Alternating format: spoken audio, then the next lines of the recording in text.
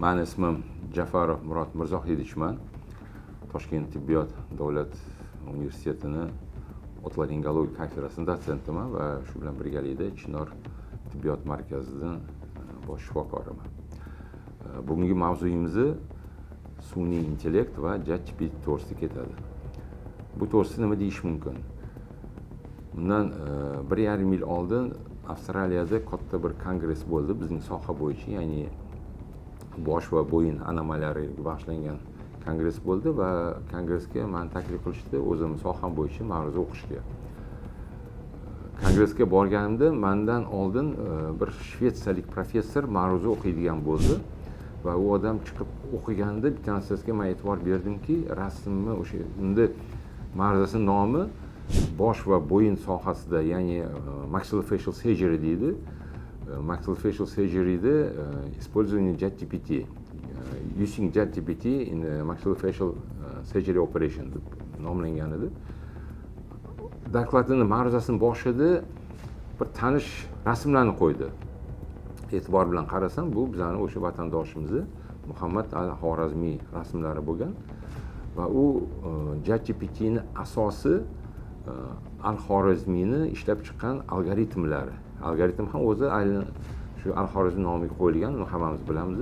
Shu ishlab chiqqan matematik hisob-kitoblar asosida tashkil bo'lgan deb katta urg'uni shunga berdi. Ma'ruza tugagandan keyingi ma'ruza meniki bo'ldi. Chiqib hammaga minnatdorchilik bildirdim va juda xursand bo'ldim, etdim. Shu ma'ruzasida qo'llangan rasmlar, slaydlar va Muhammad al-Xorazmiy to'g'risidagi ma'lumotlar bizning vatandoshimiz ekanligini va o'zim juda xursandman shu ma'ruzada shu narsani qo'llanganiga va shu bitta joydan ekanligimizga ham juda xursand bo'lib shuni etdim. Juda yaxshi olqishlar bo'ldi. Keyin o'zim ma'ruzamni o'qidim va oradan yarim yil o'tgandan keyin Floridada yana boshqa kongress bo'ldi. O'sha Florida Mayamiga borganda shu yerda Craniofacial Surgery degan jurnal bor. O'sha jurnal bosh redaktori Mutaz Habal bilan suhbat bo'lib qoldi. Suhbat davomida Mutaz Habal bilan gaplashganda mana shunaqa al-Xorazmiy, uni algoritmlari, uni shu ChatGPT bilan aloqasi, sun'iy intellektga aloqasi to'g'risida gapirganda u juda ham hayratlandi va menga iltimos qildiki, shu yo'nalish bo'yicha sizlarning vatandoshingiz ekan, bir menga ilmiy bir asar, maqola yozib bersangiz dedi. Xo'p dedim. Oradan bir 7-8 oylar o'tgandan keyin bu yo'nalish bo'yicha ancha ilmiy ishlar qildik va ilmiy ishlar natijasida ilmiy maqolamizni yubordik. O'zi aslida shu nufuzli Amerikada Craniofacial Surgery'da maqola chiqarish uchun o'rtacha 1 yildan 1,5 yil, 2 yilgacha nufuzli retsenzentlar uni ko'rib chiqib, unga chiqarishga ruxsat yo'qligini aytishadi. Lekin bizning maqola juda ham yaxshi qabul qilinganligi uchun 1,5 oy ichida chiqarishga ruxsat berishdi. Asosiy ma'nosi shundan iborat ediki, biz sun'iy intellektni mana shu tibbiyot xodimlariga qanaqa ahamiyatligini tekshirish maqsadida yosh talabalarga savol berdik. Va xuddi shu savolni malakali xirurglarga berdik. Asosiy savollar bu boshdagi bo'yindagi tug'ma nuqsonlar bilan bog'liq bo'lgan masalalar edi.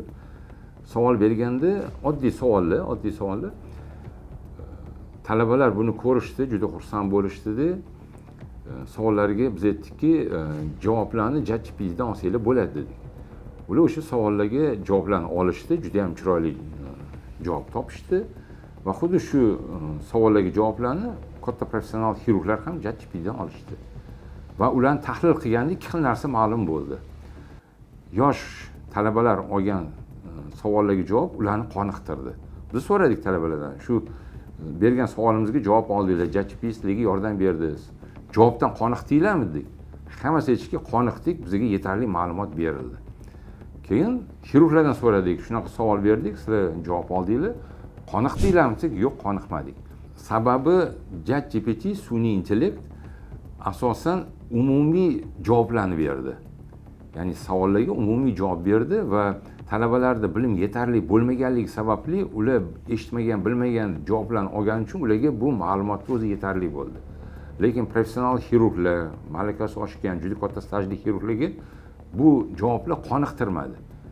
Ularga ko'proq umumiy javoblar emas, balkim ularni murakkab javoblari, ya'ni detalizatsiya deyilgan narsa bor, shu narsalar kerak edi. Ular kutgan narsasini olishmadi. Shundan ma'lum bo'ldiki, hozirgi kunda o'sha hozirgi ChatGPT 4-daraja deyishyapti, balkim 5-chi ham chiqyapti. Berayotgan javoblar asosan umumiy javob tariqasida bo'lyapti. Va bundan nima kelib chiqadiki, davolashda ham ko'p ham sun'iy intellektga yondashish kerak emas. Uni qo'llash mumkinki, asosiy yo'nalishlarda. Misol uchun, men bemorni davolash uchun qanaqa tekshiruvlar o'tkazish kerak desa, ChatGPT tekshiruvlarni beradi. Laboratoriya analizini qiling deydi, MRT, rentgen qiling deydi yoki operatsiya qilish kerak. Lekin men bu operatsiyani qaysi holatda, qaysi modifikatsiyada operatsiya qilish kerak desa, u paytda o'sha ChatGPT sal to'xtab qoladi. Shuning uchun o'zini ChatGPTdan oladigan ma'lumotlarning ham o'zining darajasi bor deb o'ylayman. So'ngida shuni aytmoqchimanki, bu ChatGPT, DeepSeek yoki sun'iy intellektni bugungi kunda asoschisi butun dunyo tan oldi va biz bundan juda ham xursandmiz. Bu bizning vatandoshimiz Muhammad al-Xorazmiy. Uni ilmiy ijodi, uni ilmiy ishlab chiqqan matematik hisob-kitoblar hammasi hozirgi kunda shu algoritm asosini egallaydi. Bundan biz juda ham g'ururlanishimiz kerak va O'zbekiston hali bundan ham buyuk olimlarni chiqarishiga men ishonchim komildir.